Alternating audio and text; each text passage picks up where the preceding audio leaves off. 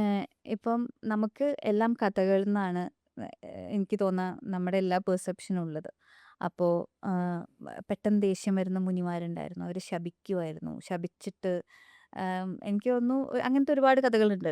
വേറൊരു എന്താ പറയാ ഏഹ്, വേറൊരു ജീവിയായിട്ട് ജീവിക്കേണ്ടി വന്നു. അല്ലെങ്കിൽ അങ്ങനത്തെ കഥകളിൽ നിന്നാന്ന് തോന്നുന്നു ഈ ശാപം എന്നുള്ളൊരു കോൺസെപ്റ്റ് നമുക്കൊക്കെ അറിയാവുന്നത്. ശരിക്കും ഇതിൻ്റെ ഒരു റിയാലിറ്റി എന്താണ്? ഈവിൾ ഐൻ്റെ റിയാലിറ്റി എന്താ? നമ്മൾ എല്ലാ സമയത്തും ഉം. ഇപ്പം നമ്മൾ ഭയങ്കര പറയാറുണ്ട്. നന്നായിട്ടൊക്കെ നമ്മൾ പെർഫോം ഒക്കെ ചെയ്തു വന്നാൽ അയ്യോ കണ്ണ് തട്ടും. ഇപ്പം ഇത്രയും എന്താ പറയാ ജെൻസീസും ജെൻ ആൽഫാസൊക്കെ യൂസ് ചെയ്യുന്ന ഇൻസ്റ്റഗ്രാമിൽ പോലും ഈവിൾ ഐയുടെ ഒരു സിമ്പൽ ഇടുമല്ലേ? സിമ്പൽ ഉണ്ട്. ആ, ആ. അപ്പോൾ വിശ്വസിക്കുന്നവരാണ് മുക്കാൽ ഭാഗം ആൾക്കാരും തന്നെയാണ് ഞാൻ മനസ്സിലാക്കുന്നത്. ശരിക്കും എന്താണ് ഇതിന്റെ സത്യം? ഇതിന്റെ സത്യത്തിൽ ഇപ്പം ആദ്യം ഇപ്പം മാം പറഞ്ഞതിനകത്ത് തന്നെ ഇതിനകത്ത് വലിയൊരു സത്യമുണ്ട്. ചോദ്യത്തിൽ തന്നെ നമ്മൾ ഉത്തരവുണ്ട്. അവിടുന്ന് കേട്ട് വെച്ച സാധനമാണല്ലേ? കഥകൾ. ഇപ്പം ഈ കഥകളാണ് ഇതിനെ മെറ്റഫോഴ്സ് എന്ന് പറയും. ആ. നമ്മളിപ്പം ഹിപ്നോതെറാപ്പിയൊക്കെ യൂസ് ചെയ്യുന്ന സമയത്ത് അതിന് മെറ്റഫോഴ്സിന് ഭയങ്കര ഇമ്പോർട്ടൻസ് ഉണ്ട്. അപ്പം ഇതേപോലെ നമുക്ക് ഈ കഥകൾ കേട്ട് കേട്ട് കേട്ട് കേട്ട് നമുക്ക് ഒരുപാട് കാര്യങ്ങൾ ഉള്ളിൽ കിടക്കും. ഉം.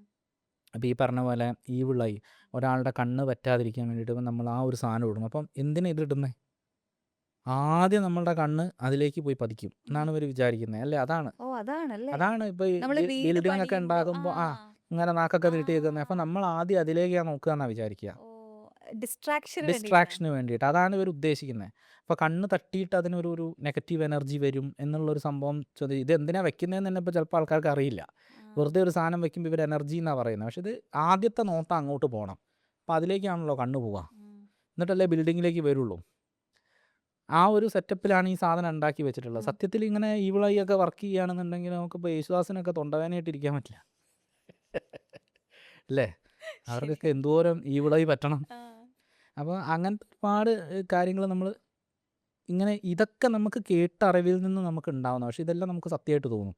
ഇപ്പം ഞാൻ എന്തെങ്കിലും ഒരു കാര്യം ചെയ്യാൻ പോവുകയാണെന്ന് വിചാരിക്കുക. അപ്പം അതിൻ്റെ എൻ്റെ കൂടെ എടുക്കുന്ന ഒരാൾ വന്നപ്പോൾ ഞാൻ പറയും അയാൾ വന്നുകൊണ്ടായിരിക്കും ഇത് ശരിയാവാഞ്ഞത്. ഉം. ശരിക്കും നമുക്കെപ്പോഴും നമ്മളുടെ ഭാഗത്തൊരു പ്രശ്നമുണ്ടായാൽ ഉം. നമ്മളത് എന്തിൻ്റെങ്കിലും ഒന്നിൻ്റെ മുകളിൽ മേലിൽ വെച്ച് കെട്ടാൻ വെക്കാനാണ് നമുക്ക് നമുക്കിഷ്ടം. യെസ്. അല്ലേ? അബ്സല്യൂട്ട്ലി. കാരണം അത് എൻ്റെയാന്ന് പറയുമ്പോൾ നമുക്കതിന്റെ അക്കൗണ്ടബിലിറ്റി എടുക്കാൻ എടുക്കാൻ പറ്റില്ല. ബുദ്ധിമുട്ടാണ്. അതുകൊണ്ടാണ് ഇങ്ങനത്തെ സാധനങ്ങളുടെയൊക്കെ തലയിൽ കെട്ടി വെക്കുന്നത്. അല്ലാതെ അത് കണ്ണ് പറ്റിയതുകൊണ്ട് സംഭവിക്കുന്നതല്ല. ഇതേ